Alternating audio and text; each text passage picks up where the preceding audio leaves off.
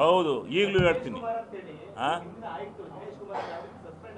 ಹಾಂ ಏನು ಅವನು ತಪ್ಪು ಮಾಡಿದ್ದ ಸೂಚಿಸಿದೆ.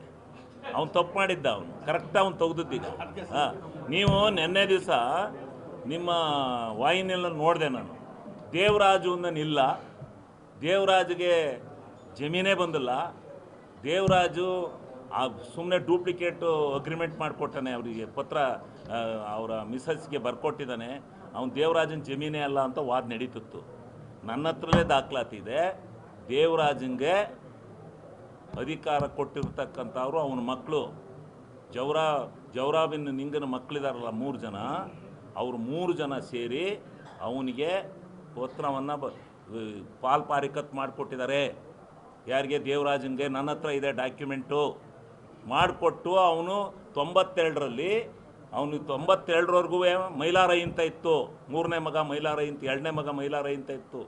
ಈಗ 3ನೇ ಮಗ ದೇವರಾಜ್ ಅಂತ ಬಂದಿತ್ತೆ. ಇವರು ಆ ಲಾಯರ್ ಇದ್ದಾರಲ್ಲ, ವಿರೋಧ ಪಕ್ಷದ ಲಾಯರು, ಎಲ್ಲ ಒಳ್ಳೊಳ್ಳೆ ಪಾಯಿಂಟ್ ಎಲ್ಲ ಬಿಟ್ಬಿಟ್ಟು ಬರೀ ದೇವರಾಜನ ಜಮೀನೇ ಬಂದಿಲ್ಲ ಅಂತ ಹೇಳ್ಬಿಟ್ರು. ಅಲ್ಲಿ ಇನ್ನೇನು ನಾವು ಹೋಗಿ ವಾದ ಮಾಡೋಕ್ಕಾಗತ್ತಾ?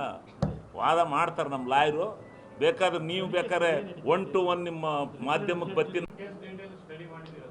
ಹೌದು, 100% ಮಾಡಿದ್ದೀನಿ. ಈಗ ಬಿಡು, ನಾನೇ ಹೊಡಿತೀನಿ ಕೇಸ. ಬಿಡು, ನನ್ನ ಜಡ್ಜ್ ನನ್ನ ಆರ್ಗ್ಯುಮೆಂಟ್ಗೆ ಆ ಕೇಸ್ ಗೆಲ್ಲದೆ ಇದ್ರೆ ನಾನು ನಿಮ್ಮ ಮನೇಲಿ ಜೀತ ಮಾಡ್ತೀನಿ.